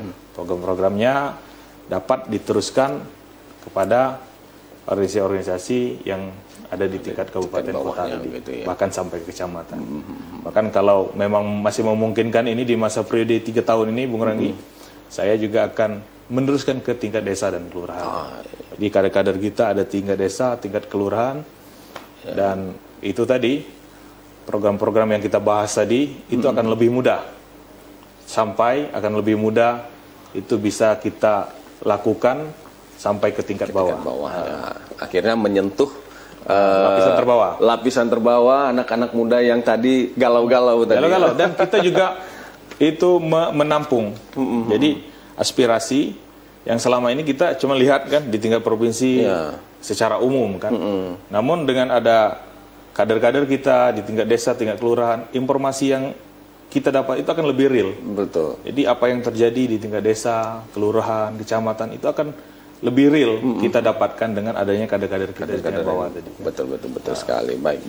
Ini karena waktu juga, Bung. Terakhir, harapan terbesar dari Bung sendiri sebagai pimpinan di KNPI itu dan juga tokoh pemuda saat ini begitu ya. Harapan terhadap pemuda saat ini seperti apa? Jadi sesuai dengan tema Hari Sumpah Pemuda ke-94 ini, mari kita pemuda bangsa Indonesia, terutama pemuda Provinsi Bengkulu, kita bersatu bangun bangsa ini, kita singkirkan segala bentuk ancaman-ancaman yang akan mengalihkan kita atau membuat tujuan berbangsa kita itu bias. Seperti yang saya sampaikan, ada radikalisme, kemudian penyalahgunaan narkoba. Mari seluruh stakeholder masyarakat untuk bergandengan tangan bersama-sama pemuda mewujudkan cita-cita bangsa ini, dan kita menghadapi tantangan yang begitu besar di tahun 2045 nanti, Indonesia Emas. Kita akan memiliki bonus demografi, 80% dari penduduk kita itu adalah penduduk angkatan kerja atau penduduk yang produktif. Jadi ini akan menjadi sebuah ancaman apabila kita tidak dapat mempersiapkannya mulai dari hari ini, dan mereka yang akan mengisi penduduk yang mayoritas angkatan kerja di 2045 itu nanti adalah pemuda-pemuda hari ini. Jadi dalam kesempatan ini juga saya mengajak kita semua, mari kita bangkit, sadar bersama bahwa kita ini ditunggu di masa yang akan datang itu sebagai bangsa yang produktif, sebagai masyarakat yang produktif. Sehingga prediksi analis ekonomi dunia bahwa Indonesia akan menjadi kekuatan 5 besar dunia di tahun 2045 itu benar-benar dapat diwujudkan. Amin. Semangat! Semangat. Baik, terima kasih Bung Tendri ya sudah hadir ke studio kami dan bisa menyemangati nih para anak-anak muda saat ini begitu ya. Baik ya pemirsa RBTV dimanapun Anda berada, jadi dari obrolan kita tadi juga kita sudah bisa melihat ya bahwasanya pemuda ini memiliki peran penting di sebuah pembangunan. Nah, ini tadi juga tersirat dan tersebut bahkan bahwasanya menjadi agen perubahan. Nah, ini ya, pemuda harus menjadi agen perubahan di dunianya. Seperti tadi juga dikasih contoh misalnya saya ya kan menjadi agen perubahan di dunia media ini begitu ya. Nanti ada para pemuda yang lain misalnya di mana posisi di birokrasi, jadilah menjadi agen perubahan di birokrasi. Kemudian dimanapun ya dunianya, dimanapun tempatnya, jadilah agen perubahan gitu ya. Dan juga tadi menghadapi gitu ya tahun 2045. Nah, kita ini harus mempersiapkannya. Kalau bukan kita, siapa lagi? Betul. Ya kan? Harus nunggu orang lain gitu, tidak mungkin. Ya apalagi dunia saat ini menunggu Indonesia untuk menjadi 5 kekuatan besar dunia. Nah, ini harus diwujudkan bersama-sama. Tidak mungkin Bung Tendri sendiri yang mewujudkannya mungkin. Sangat tidak mungkin. Sangat tidak mungkin. Ini harus sama-sama. Baiklah pemirsa ya, saksikan terus Selamat Pagi Bengkulu dari hari Senin hingga hari Sabtu pukul 8 hingga pukul 9. Saya Ranggi Dwinanda bersama Bung Tendri mohon pamit undur diri. Terima kasih. Assalamualaikum warahmatullahi wabarakatuh. Selamat pagi. Terima kasih.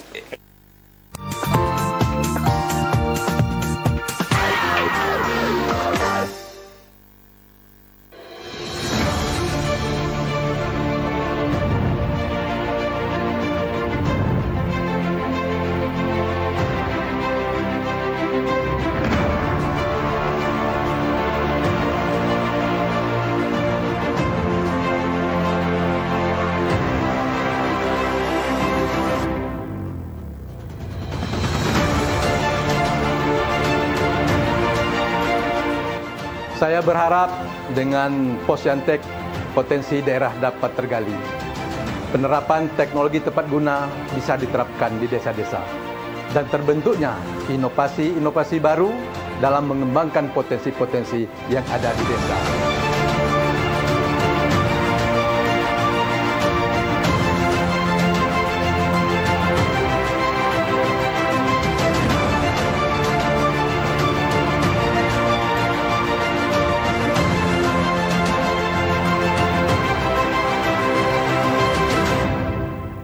Salah satu strategi untuk mempercepat kemajuan ekonomi masyarakat dalam menghadapi persaingan global adalah percepatan pembangunan melalui pemberdayaan masyarakat di berbagai bidang kehidupan melalui implementasi teknologi tepat guna. Pengembangan dan penerapan teknologi tepat guna sebagai upaya optimalisasi sumber daya alam desa, memajukan ekonomi desa, penguatan kapabilitas masyarakat, dan peningkatan partisipasi masyarakat dengan mendorong pembentukan, pengembangan dan penguatan Posyantek, Pos Pelayanan Teknologi Tepat Guna. Teknis teknologi tepat guna merupakan jembatan antara teknologi tradisional dan teknologi maju. Teknologi tepat guna dapat digunakan dan dipelihara oleh masyarakat dengan baik, bermuara, menghasilkan nilai tambah dalam aspek ekonomi, dan berdampak positif bagi lingkungan. Desaku Bisa, optimis Bengkulu maju.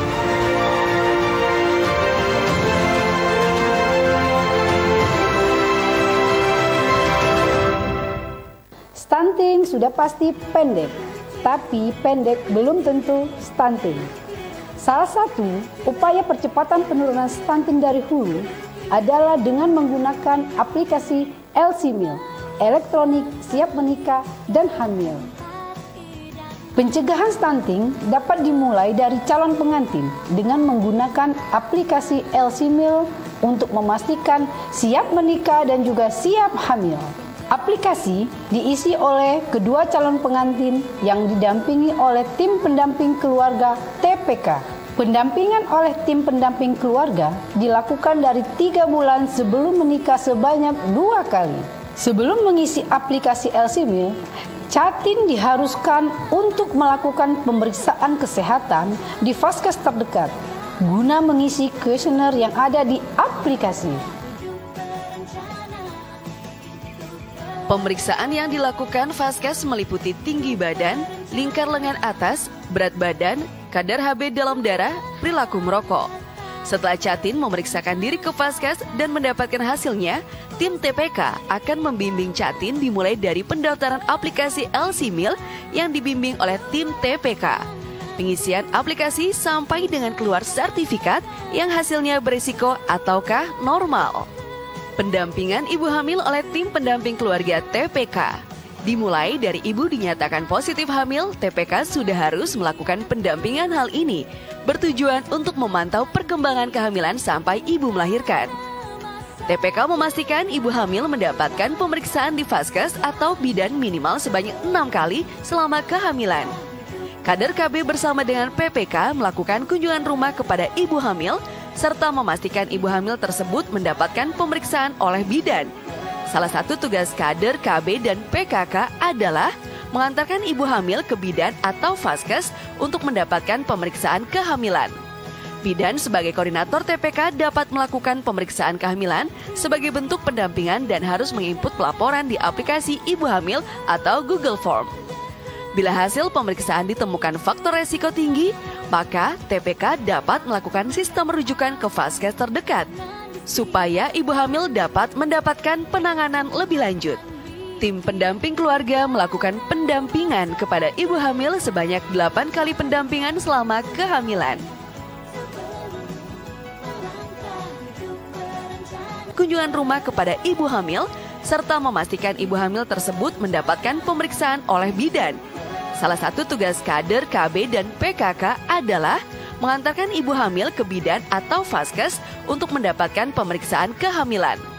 Bidan sebagai koordinator TPK dapat melakukan pemeriksaan kehamilan sebagai bentuk pendampingan dan harus menginput pelaporan di aplikasi ibu hamil atau Google Form.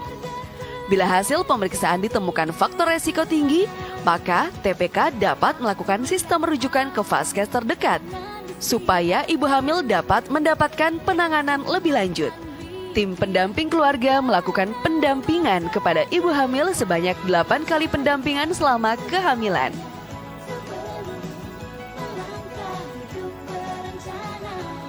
Pendampingan ibu pasca melahirkan oleh tim pendamping keluarga TPK. Memastikan ibu pasca melahirkan memberikan ASI eksklusif kepada bayi. Memastikan ibu pasca melahirkan mendapatkan asupan gizi yang baik dengan menu seimbang. Memastikan ibu pasca melahirkan setelah masa nifas untuk menggunakan metode kontrasepsi jangka panjang. Pendampingan oleh TPK dilakukan sebanyak 2 kali kunjungan. Pendampingan ibu baduta dan balita oleh tim pendamping keluarga TPK. TPK melakukan pendampingan terhadap keluarga baduta dan balita untuk memantau pertumbuhan dan perkembangan baduta dan balita di posyandu dan mengikuti BKB yang ada secara rutin dan berkesinambungan. Melakukan deteksi tumbuh kembang baduta dan balita, KIE kepada orang tua tentang pola asuh anak yang baik dan positif, KIE kepada orang tua untuk selalu melakukan komunikasi yang efektif kepada baduta dan balita, KIE kepada orang tua tentang asupan gizi yang seimbang dan pemberian imunisasi lengkap pemberian ASI sampai usia 2 tahun. Terapkan perilaku hidup bersih dan sehat, konsultasi dengan tenaga kesehatan bila dirasa perlu.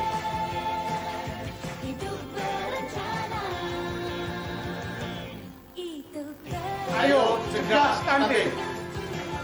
Dengan 1000 hari pertama kehidupan, kita wujudkan generasi emas yang bebas stunting. Berencana itu keren.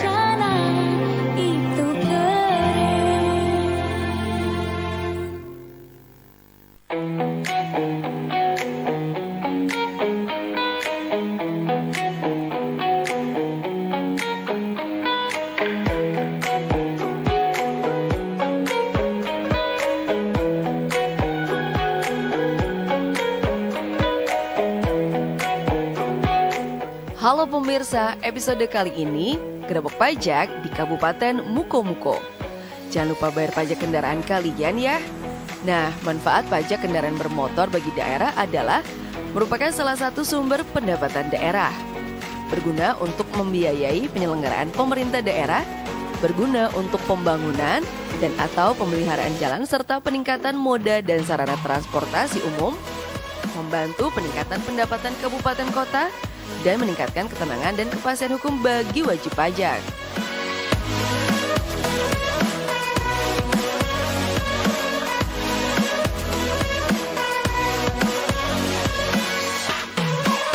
Kantor PTD Samsat di Kabupaten Mukomuko selalu melayani masyarakat dengan sepenuh hati.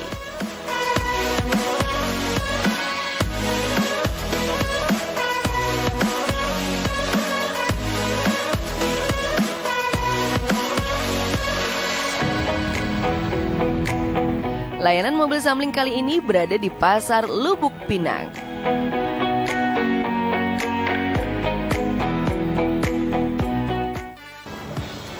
Bodohku bawa ke dondong. Cakep, ketemu lagi dong. Saya lagi ada di Kabupaten Mukomuko. Welcome. Dan hari ini UPTD Samsat Kabupaten Mukomuko sudah standby banget. Ini kita di depan Pasar Lubuk Pinang. Dan tentunya juga hari ini menjadi spesial adalah kita juga akan melaksanakan sosialisasi tentang program pemutihan pajak kendaraan bermotor roda 2 dan juga roda 4 untuk seluruhnya. Ada apa aja? Banyak banget nih. Ada pembebasan pokok tunggakan pajak kendaraan bermotor, ada pembebasan denda pajak kendaraan bermotor PKB dan denda SWDK LLJ. Ada juga pembebasan bea balik nama kendaraan bermotor, penyerahan kepemilikan kedua, dan seterusnya. Kemudian juga yang pasti hari ini spesialnya yang bayar pajak bisa dapat door prize.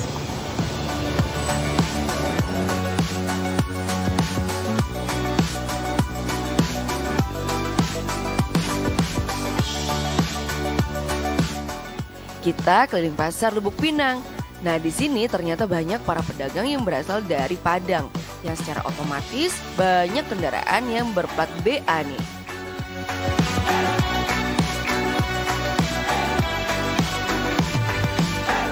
Oke pemirsa, nah it's time kita bakal menuju ke Pasar Lubuk Pinang. Kita akan melakukan sosialisasi. Penasaran kan seperti apa serunya kita melakukan sosialisasi? Kita bakal ngobrol-ngobrol juga ke masyarakat, ke penjual ataupun juga ke pedagang. Kira-kira mereka bisa jawab nggak ya apa STNK, apa SIM, kenapa harus bawa SIM, kenapa harus bawa STNK, dan kenapa juga harus membayar pajak. Kawan.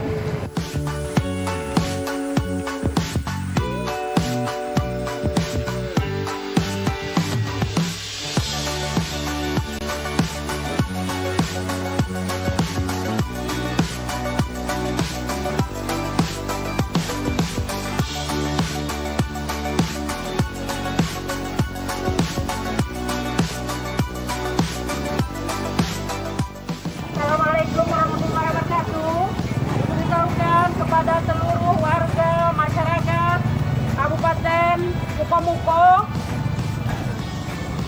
pada hari ini kita mengadakan gerebek pajak dari Samsat Mukomuko, yang mana kita ada program pemutihan denda BBM atau biaya balik nama tunggakan dihapus. Ini adalah kesempatan emas bagi kita warga masyarakat Lubuk Pinang. Hey!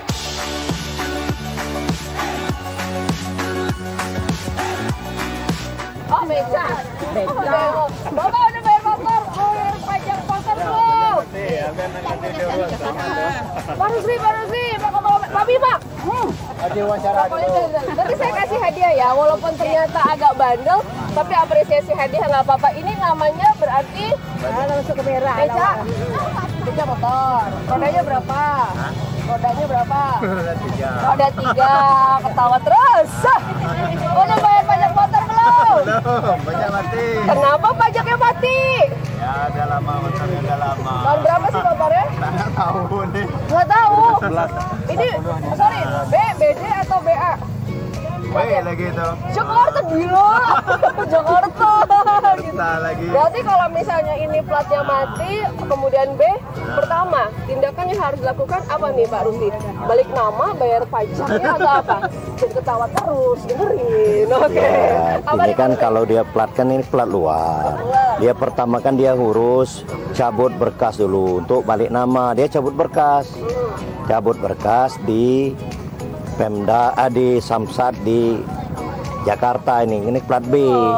Takutnya nanti yang ditakutnya ini sudah tidak terdaftar lagi di regidennya. Wow, kalau nggak terdaftar Iya. motor bodong. Iya, motor bodong. Ya nggak bisa motor maling, benar Pak. Ya iyalah, biar surat lengkap Pak. Iya, mungkin administrasinya dihapus. Mungkin dari pihak kepolisian lebih memahami lagi dengan ada perka Kapolri ini kan nanti kan akan dihapus. Jadi akan dihapus dari dianggap kendaraan Bapak kendaraan bodong. Bapak mencuri kalau ditemu jalan. Termasuk kendaraan-kendaraan yang lain itu nanti. 5+2 kita harus diterapkan setelah kita melaksanakan program pemutihan ini Pak. Oke, jadi kalau ada program pemutihan, misalnya beliau mati di 10 tahun, yang bayar 1 tahun. 1 tahun berjalan, tapi dia ini harus cabut dulu berkasnya. Dia tidak semata-mata harus langsung dibayar di Bengkulu, tidak bisa. Dia harus cabut berkas dan dia nanti balik BBM-nya juga dia bebas. Oke, gitu. Ya kita bebaskan. SIM bawa nggak pajak Bu? Pak Bima, kenapa kita harus bawa SIM menurut Bapak? Kenapa harus bawa SIM? Ayo, buat apa sih surat izin itu dibawa-bawa? Ibu tahu nggak kenapa kalau kita pakai motor harus bawa SIM? Saya kasih hadiah nih. Kenapa? Ayo, kenapa kita harus bawa SIM Bapak-bapak? Udah. Keselamatan Mbak. Karena Bapak mengendarai kendaraan. Nah, kita geser dulu ke Pak Bima. Pak Bima, kenapa sih kita mesti harus bawa SIM kalau lagi bawa mobil, bawa motor gitu? Ya, pertama-tama kan SIM itu Pak, itu kan sebagai legalitas Bapak. Kalau Bapak membuktikan bahwa Bapak itu memang bisa membawa kendaraan itu, baik roda 2, roda 4 maupun ke atasnya gitu. Juga SIM itu sebagai lambang bahwa Bapak mengetahui peraturan-peraturan yang ada. Penting bawa SIM itu penting sekali Pak. Pertama, yang pertama biar tidak kena tilang aja lah Bapak dulu, ya. Nggak kena tilang. Iya. Helm ada. Kalau nggak ada tuh tidak. Ya. Yang pertama, yang kedua, dengan Bapak memiliki SIM, Bapak tahu aturan, Bapak pasti lebih hati-hati di jalan, lebih memahami, ya kan? Kan untuk meningkatkan keselamatan kita juga. Oke, nah sekarang saya kasih quiz. Ada yang mau hadiah Pak? Oke, yang mau hadiah kita kasih. Ini nih, apa kepanjangan STNK? Surat? Ya sendiri Pak. Surat tanda nomor kendaraan. Kenapa kita juga penting bawa STNK? Oh ada. Ya kalau memang bisa. Pajak.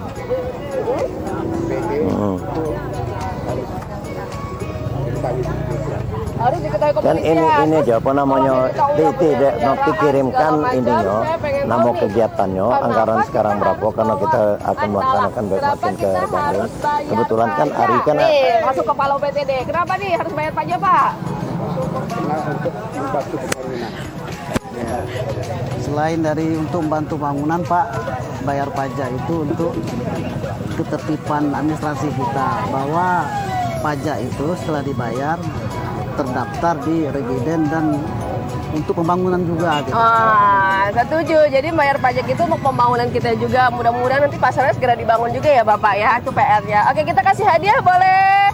Nih karena tadi jawabannya benar. Apa itu STNK? Surat tanda nomor kendaraan. Benar Pak Bima? Iya, tepuk tangan. Boleh langsung kasih hadiah ini. Ya ini boleh nih. Kita batu bata Pak ya. Terima kasih. Pak, jangan lupa bayar pajak motor ya, Pak. Kalau nggak disentil nih, Pak. Gitu, dah.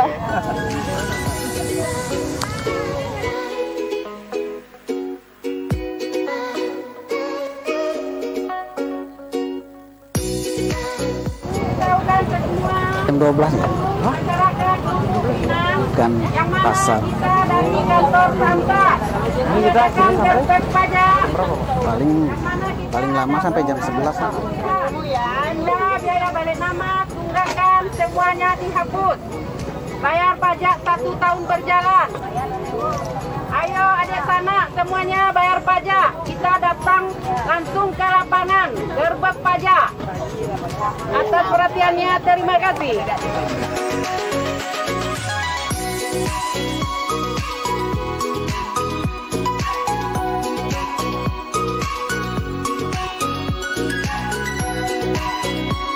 Oke, kita cari dulu. Logo Pinang, yang mana kita ada program pemutihan. Denda, tunggakan, biaya balik nama semuanya dihapus. Kita cukup bayar pajak 1 tahun berjalan. Ayo adik sana. Udah bayar pajak? Bayar pajak. Di depan. Di depan. Ada buah anggur. Atas perhatiannya, kerjakan terima kasih. Ibu udah bayar pajak mobil atau motor? Udah bayar pajak mobil atau motor?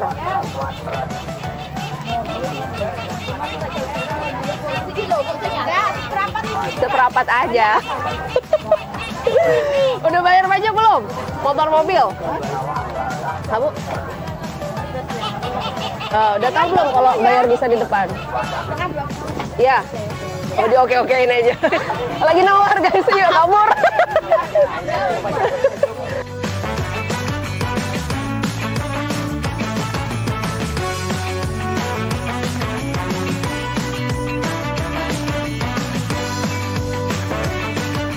Nah, Kalau ibu mati nyampe tahun. pakai motor, pakai mobil ke sini, Pak? Mobilnya roda berapa? Di Samsat. Mobilnya roda berapa? Ya, di Mobilnya situ roda bisa. berapa? Itu ada mobil depan. Oh, 4, kasih 4. Sesuai Kalian dengan berubah. yang Baru sih di- kita kesini, di- baru di- sih. Jessica, Ibu. Plat mobilnya BD, BA atau Jakarta, Bandung, Surabaya? BD. Oke, bayar pajak di mana? Ya di Samsat Mukomoko. Samsat Mukomoko di mana? Bandar tuh. Bandar tuh. Kemudian sudah pernah dengar samling belum? Nanti gosong nggak kan? Samling. Ya. Belum. Apa itu samling? Samsat keliling apa? Oh iya benar, samsat keliling. Bapak rajin nggak kalau misalnya bawa kendaraan, bawa STNK atau SIM? Ya bawa terus. Kenapa Bapak bawa? Karena itu perlengkapan surat. Oke, kalau nggak Bapak apa yang... nggak bawa Bapak. Nggak, kalau nggak bawa surat-surat apa yang terjadi? Nggak apa? Kalau lengkap, kalau nggak lengkap kenapa? Ya, kalau ada razia kan kita nggak bisa lewat. Oh, Nggak lengkap. oh putar balik karena deg-degan. Bukan terbalik. Terganggu jalannya dia Pak. Ya. Oke, takut ditangkap. Pak, menurut Bapak kenapa bayar pajak? Motor, mobil? Kewajiban? Ah, iya. Terus? Mentaati peraturan negara. Mentaati peraturan negara. Terus? Cukup itu.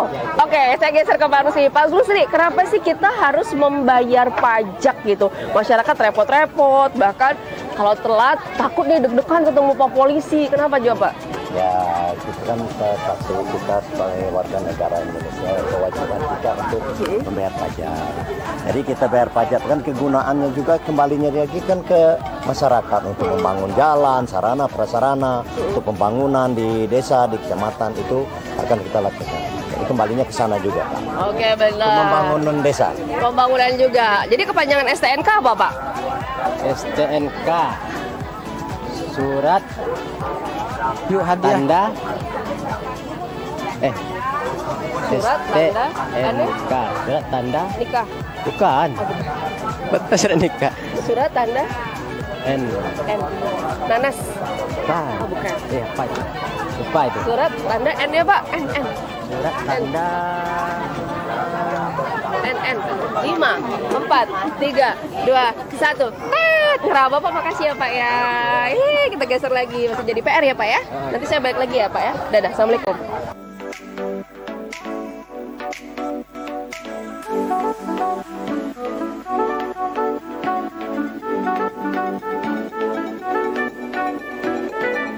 jawabnya kama, jadi jawabnya ke sono.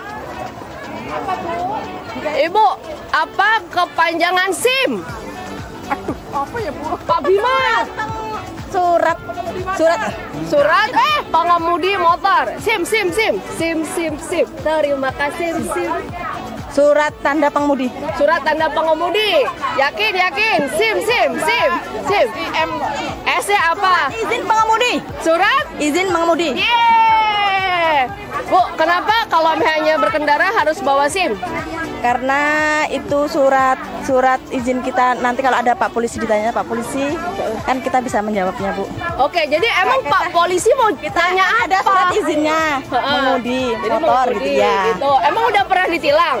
Belum pernah, Bu, karena nggak punya SIM. Oh, salah. Belum pernah ditilang. Karena kita nggak pernah pergi jauh-jauh, Bu. Oh, gitu. Kalau STNK bawa nggak motornya, mobilnya, atau STNK-nya nggak ada, karena motornya dibawa suami. Oh, ya jawabannya begitu cerdas, luar biasa. Tadi jawabannya sih benar. Ibu bayar pajak motor nggak? Bayar, Bu. Kenapa Ibu bayar pajak motor? Repot Karena kan ada pajaknya, Bu. Iya, kenapa ada pajaknya? Kenapa Ibu bayar? Ya nanti kalau kita kan ditilang sama Pak Polisi, Bu, nggak bayar pajak, Bu. Alamak, nah bener nggak sih Pak Bima? Pak Bima kasih, Ibu jangan pergi-pergi ya. Bener nggak sih Pak kalau misalnya kita nggak bayar pajak, iya kan? Kalau kita nggak bayar pajak kena tilang, gitu tadi. Kenapa? Benar, karena yang pertama itu kan ini selain kita mendukung dari pendapatan negara, tentunya orang yang membayar pajak pastinya orang yang tertib dan taat hukum. Oke, itu karena juga pajak tadi fungsinya untuk pembangunan juga Pak Rusli ya. Ya. Oke. Jadi dengan membayar pajak untuk pembangunan, membangun jalan, pembangunan sarana prasarana yang dan lain-lainnya. Itu ya, makanya kita harus membayar pajak kita untuk membantu. Jadi uangnya lagi kembali ke masyarakat lagi untuk bangun sarana prasarana. Oke, jadi tadi kepanjangan SIM, surat izin mengemudi. Kita kasih hadiah. Kepala UPTD silakan Bapak, mau dikasih apa? Tongkat ajaib atau jam tangan? Biar pagi-pagi tak ini. Masa. Ngadap situ. Nanti tak kasih motor, ya.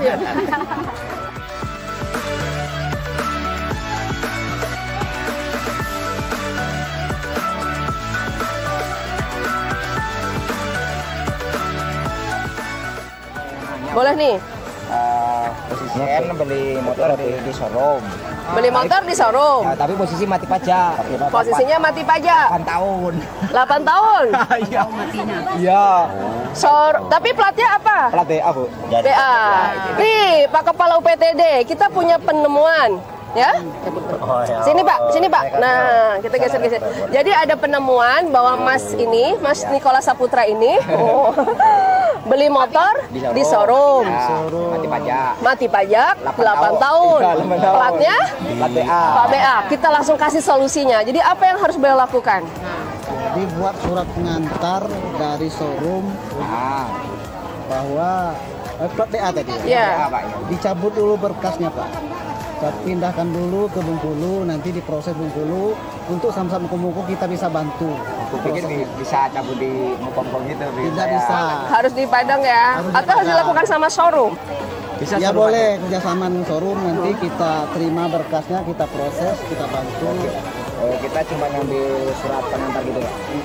Apa kelengkapan yang PKB, STNK dan dokumen-dokumen yang terkait dengan pajak kendaraan itu nanti kita urus ke Bengkulu, kita balik nama, dan sekarang program balik nama itu 100% tidak bayar, bebas. Itu walaupun ada yang lewat tahun, Pak. Nah, kalau misalnya pajak udah beres dari BABD, karena Bapak ini kan platnya BD, nanti di BE platnya BA, di BE waktu cabut pajak nanti, di situ mereka harus bayar dulu, kecuali Bapak ini plat BD. Kalau BD, kalau 8 tahun, dia bayar cuma tahun berjalan aja, Pak, tidak bayar yang ini. Tahun berjalan. Tapi karena itu prosesnya di BA, kan harus cabut dulu di sana. Mereka itu baru mau mengeluarkan administrasi seluruh surat menyurat, harus dibayar lunaskan dulu yang 8 tahun itu. Nah, itu masalahnya, Pak. Kalau kita juga lain. Nah, kalau kecuali di situ pemutihan bisa. Karena kan di situ belum tentu pemutihan, Pak. Karena kita Sebenarnya tolong Bapak sampaikan ke masyarakat yang ada di Kecamatan Lubuk Pinang ini. Ini kan program Pak Gubernur. Program Pak Gubernur yang dilaksanakan mulai tanggal 1 Agustus sampai 30 November besok. Jadi PKB, BBNKB 2 dan seterusnya itu kita bebaskan Pak. Cuman bayar tahun berjalan. Ya, jadi 1 tahun aja Pak ya. Dan juga seandainya Bapak ada teman Bapak yang platnya BD, Bapak beli mobil saya atau motor saya plat BD, Bapak mau atas nama Bapak, bisa langsung balik nama. Gratis. Tidak, belum bayar ini aja, pajaknya aja. Iya. Ya, yang sangat disayangkan Pak, nanti kalau kita sudah menerapkan Perka Kapolri, nanti regiden nomor kendaraan Bapak itu dihapus dari regidennya Pak. Kasihan, jadi kendaraan Bapak dianggap kendaraan bodong, maling, dianggap Pak. Dan juga nanti mungkin kemungkinan saya sudah dengar, ini nanti kan Bapak sudah dengar kan harus kita daftar di My Pertamina. Daftar itu juga pun kendaraan harus hidup pajak. Kalau mati pajak tidak bisa, akhirnya nanti Bapak tidak bisa memanfaatkan beli minyak yang subsidi, akhirnya non subsidi gitu Pak. Kasih tahulah dengan teman-teman warga yang ada di sini. Siap banget ya Mas ya dalam perjuangannya. Oke.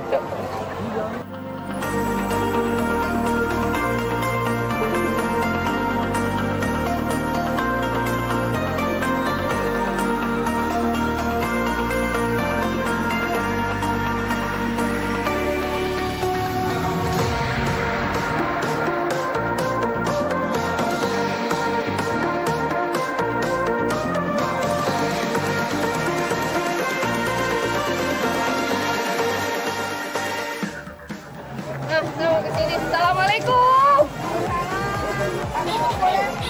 Nggak dia di sini? Apa nggak boleh? Ya, aku mau ngasih hadiah, boleh nggak? Apa? Mau ngasih hadiah, boleh nggak? Boleh. Ibu, boleh nggak?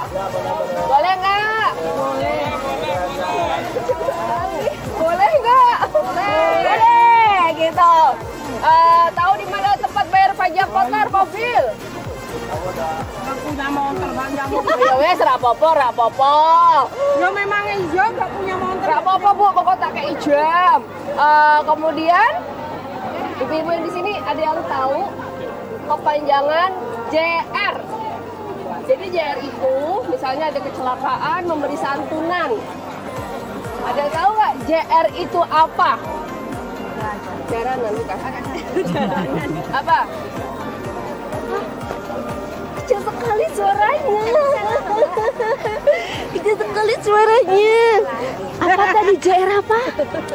JR tadi apa? Kalau nggak salah Jasara Harja ya. Jasara Harja, iya benar. Ibu, kenapa ada Jasara Harja? Menurut Ibu buat apa? Cuman cari kepanjangannya aja. Tahu kepanjangannya aja. Tahu kepanjangnya Jasara Harja. Boleh berdiri Ibu? Biar saya nggak varises maksudnya. Jadi Ibu ini ternyata tahu nih Jasara Harja. Tapi Jasara Harja apa sih sebenarnya? Oke, Bang Rudi, Jasara Harja siapa sih sebenarnya? Jasara Harja adalah perusahaan yang ditunjuk oleh pemerintah yang tugasnya memberikan santunan kepada korban kecelakaan lalu lintas jalan. Jadi santunan untuk yang meninggal dunia maksimal 50 juta, luka-luka maksimal 20 juta, dan juga ada juga biaya penguburan kalau tidak ada ahli waris sebesar 4 juta rupiah. Oke, jadi Jasara Harja adalah memberi santunan apabila ada kecelakaan. Mau, Bu? Nggak mau, bener. Terus bayarnya dari mana dong gitu? Jadi jangan ada dusta di antara kita juga ya Bu ya. Jadi asuransi Jasara Harja